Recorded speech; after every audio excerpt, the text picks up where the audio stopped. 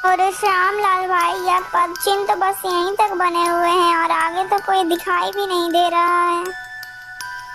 अरे नहीं नहीं भैया, जरा उधर देखो उस लकड़हारे को। मुझे लगता है यह पद चिन्ह उसी का है। चलो उसके पास चलते हैं।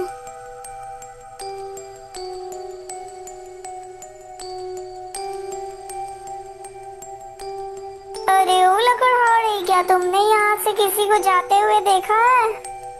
अरे नहीं नहीं भैया, मैं तो यहाँ पर सुबह से ही लकड़ियाँ काट रहा हूँ, लेकिन यहाँ पर से तो कोई नहीं गुजरा है। अरे ओ लकड़हारे भैया, क्या आप मुझे बता सकते हो कि ये पैरों के निशान क्या आपके हैं? हाँ हाँ भैया, यह पद चिन्ह तो मेरे ही हैं। सुन लिया ना श्यामलाल भैया, यह पद चिन्ह तो लकड़हारे के हैं, लेकिन आप तो कह रहे थे कि यह पैरों के निशान किसी महान राजा के हैं। हाँ हाँ रामलाल, यही तो मैं भी सोच रहा हूँ कि आखिर मेरे द्वारा पढ़े गए ये सब गलत कैसे हो सकते हैं। अरे ओ लकड़हारे भैया, तुम यह काम कब से कर रहे हो? अरे भैया जी, यह तो हमारा पुश्तैनी काम है। हमारे बाप दादा भी लकड़ियाँ काटा करते थे और मैं भी इसी काम को कर रहा हूँ। लेकिन भैया जी, क्या तुम्हें इतनी कड़कती धूप में काम करना अच्छा लगता है? क्या तुम्हें कष्ट नहीं होता है क्या? क्या बताऊं भैया, मैं ये कार्य को बचपन से ही कर रहा हूँ, इसीलिए मुझे यह कार्य करने में कोई परेशानी नहीं होती। अरे नहीं नहीं, मेरे द्वारा देखा गया ज्ञान गलत नहीं हो सकता। चलो मेरे साथ राजा के पास, हम लोग उनके पैरों में जाकर देखेंगे कि उनके पैरों में मिट्टी है या नहीं।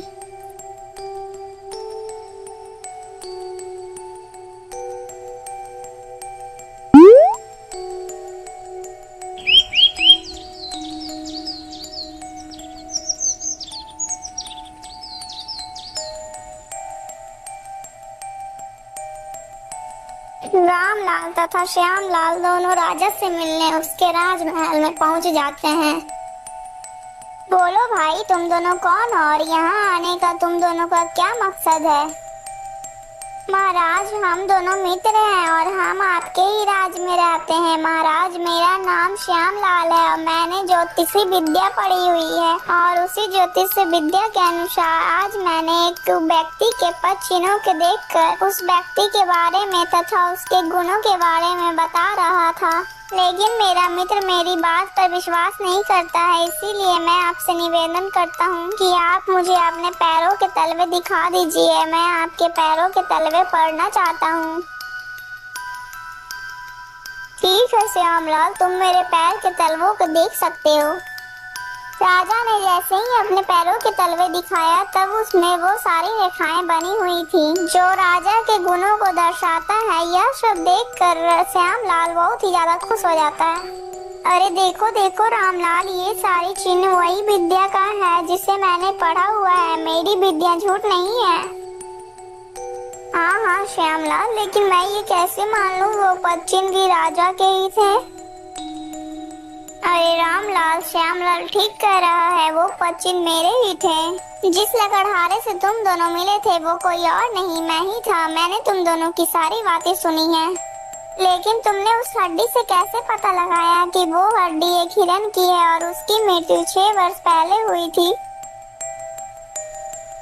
महाराज, यह बात मुझे पहले से ही पता था कि आज से 6 वर्ष पहले एक हिरन वहीं पर घास खा रहा था। तभी एक शेर आता है और उस हिरन को मारकर उसका मांस खा जाता है। मैं यह सब एक पेड़ पर बैठकर देख रहा था। उस स्थान पर सिर्फ उस हिरन की ही हड्डियां पड़ी थी। यह बात मुझे पहले से ही पता थी, इसीलिए मैंने यह बात श्यामलाल से कही थी। अच्छा तो यह बात है, लेकिन मुझे तुम दोनों की एक बात अभी भी खटक रही है। वो क्या बात है महाराज? हमसे कोई भूल हो गई है क्या महाराज? अरे नहीं नहीं, तुम दोनों से कोई भूल नहीं हुई है। तुम दोनों ने कहा था कि मनुष्य मेहनत से दुनिया में कुछ भी प्राप्त कर सकता है, लेकिन तुमने कहा था कि इंसान अपनी मेहनत से तो वस्तु को प्राप्त कर सकता है, लेकिन उस इंसान के भाग में अगर वो वस्तु ना लिखी हो तो वह वस्तु उसके पास नहीं होती है। हाँ हाँ महाराज, यही सब बात सोचकर तो हम दोनों खुद परेशान हैं। आप ही बताइए महाराज, क्या बात सत्य है और क्या असत्य। हाँ हाँ, क्यों नहीं, मैं तुम दोनों को इसका उत्तर जरूर दूंगा, लेकिन अभी नहीं, मुझे कुछ दिनों की मोहलत दो, उसके बाद मैं तुम्हें यह सब बता दूंगा। इतना सुनकर वो दोनों मित्र वहाँ से चले जाते हैं। दोस्तों, अगर आपको वीडियो अच्छी लगी तो प्लीज वीडियो को लाइक करके चैनल को सब्सक्राइब कर दीजिएगा। और हाँ दोस्तों, कमेंट में जरूर बताइएगा कि आपको ये कहानी कैसी लगी। और इस वीडियो का पार्ट 1 देखना चाहते हैं तो प्लीज हमारे चैनल में आकर इसका पार्ट 1 जरूर देखिएगा दोस्तों। और ऐसी और कहानी देखने के लिए प्लीज हमारे चैनल के साथ बने रहिए।